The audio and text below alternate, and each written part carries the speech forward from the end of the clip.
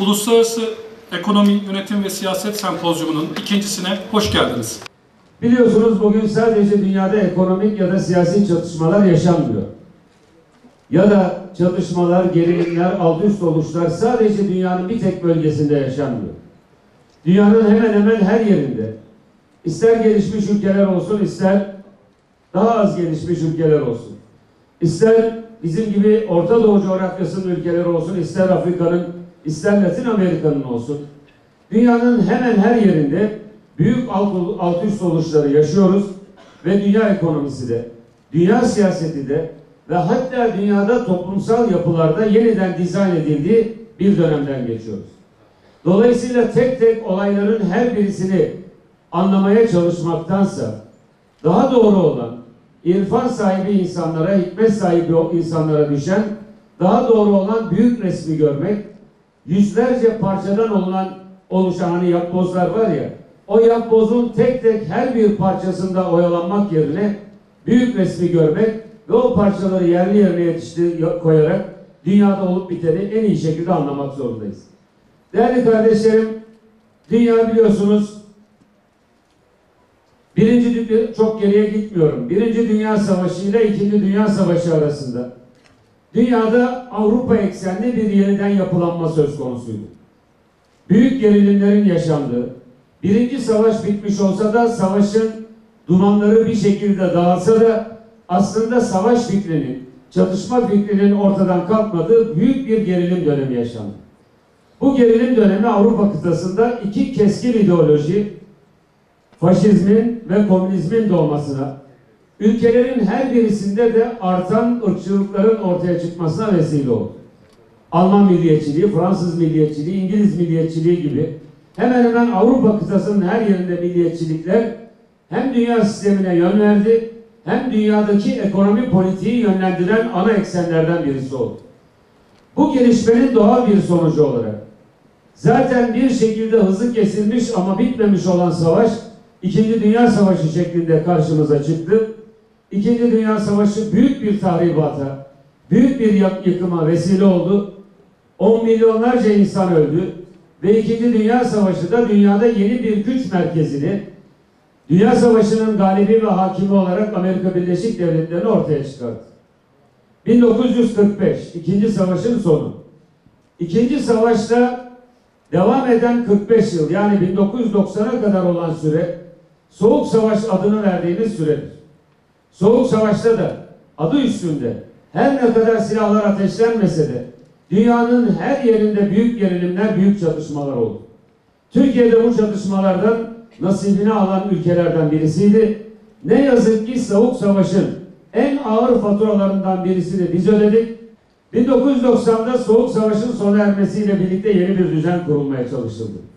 Ne yazık ki tek kutuplu bir dünya sistemi ve yeniden Amerika'nın hakimiyetinde bir dünya sistemi oluşturulması çalışmaları maalesef çok acı bir faturayla Türk dünyayı bugüne getirdi. 1990-2018 aradan geçen bu süre içerisinde dünya yeniden gerilimlerin, yeniden çatışmaların, yeniden karşılıklı kutuplaşmanın eşiğine geldi. Bu çerçevede diyebiliriz ki 90 sonrasındaki süreçte küresel bir barış arayışları ne yazık ki şimdilik rafa kaldırılmış görülüyor. Dünya sisteminin bütün kurum ve kuruluşlarının fonksiyonsuz hale geldiği bir dönemdeyiz. 1990'dan sonraki bu yeni dünya düzeni maalesef bütünüyle büyüsünü kaybetti. Biraz sonra detaylı olarak gireceğim. Dünyanın hiçbir uluslararası kuruluşunun fonksiyonu artık fonksiyonunu icra edemez haldedir. Birleşmiş Milletler'inden Dünya Bankası'na kadar her birisi yeni bir arayışın içerisindedir. Şunu şimdiden söyleyebiliriz, içinizi karartmak için söylemiyorum. Hakikatin tespiti bakımından söylüyorum. Şimdiden tabiri caizse 3. Dünya Savaşı çoktan başlamıştır. 3. Dünya Savaşı, 2. Dünya Savaşı'nın aksine önce ekonomik olarak ve arkasından da siyasi olarak başlayacak gibi görülüyor. Gelişecek gibi görülüyor. Bir tarafında Çin'in olduğu, diğer tarafında Amerika Birleşik Devletleri'nin olduğu, Rusya'nın, Hindistan'ın, Japonya'nın ve Avrupa Birliği'nin de daha alt düzeyde bir takım güç merkezleri olarak öne çıktığı ticaret savaşlarının ya da ekonomik savaşların yer aldığı, başladığı bir döneme giriyoruz. Bu dönemde de ne yazık ki Türkiye üzerine düşen payı fazlasıyla alacak gibi görülüyor. Nereden anlıyoruz? En son hemen Türkiye'deki hükümet modelinin değiştirilmesiyle birlikte, yani 24 Haziran seçimlerinin hemen ardından başlatılmış olan kur saldırıları üzerinden Türkiye'ye yapılan bu ekonomik operasyonların arkasındaki temel nedenlerden birisi, Türkiye üzerinden özellikle gelişmekte olan ülkelere haddini bildirme ya da daha hafif tabiriyle söyleyeyim, safını belli etmeleri için verilen bir uyarı, yapılan bir tehdittir. Dolayısıyla önümüzdeki dönemde ekonomik savaşların, ticaret savaşlarının etkileyeceği bölgelerden birisiyiz ve ülkelerden, belki de başında gelen ülkelerden birisi de biziz.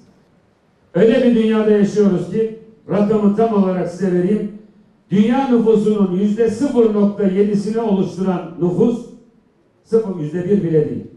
7 milyar insanın %1'i dahi değil. Yaklaşık 35 milyon insan dünyadaki toplam zenginliğin %44'üne sahip. Yani %0.7 dünyadaki zenginliğin yarısına sahip aşağı yukarı. Buna mukabil dünya nüfusunun %70'i ise dünya zenginliğinin sadece %3'üne sahip. Böyle bir dünya insanlık tarihi boyunca olmaz. Bu kadar büyük gelir dağılımı adaletsizliğini dünya kaldıramaz. Kaldı ki önümüzdeki 10 yılların en temel sorunlarından birisi zengin kuzeyle yoksul güneyin arasındaki çatışma olacaktır. Dünyanın zengin kuzey ülkeleri, yani Avrupa Birliği ülkeleri, Rusya, Amerika Birleşik Devletleri, Kanada, Avustralya, Yeni Zelanda'yı da buna koyarak Asya'nın da bazı zengin ülkeleri, bunları koyduğunuz zaman şöyle bir çizgi çekin. Onlar giderek zenginleşecek, güneydekiler ise giderek fakirleşecek. Dünyada şu anda var olan 105 ülke yapılan istatistiki, ekonometrik tahlillere göre önümüzdeki 10 yıl içerisinde daha da fakirleşecek. Böyle bir dünya yaşanamaz bir dünyadır. Gelir dağılımındaki bu adaletsizlik giderilmeden Afrika'nın, Asya'nın, Latin Amerika'nın yoksul insanların bir şekilde bu gelir adaletsizliğini düzeltmeden dünyanın yoluna devam etmesi mümkün değil. Barışçıl bir şekilde devam etmesi mümkün değil.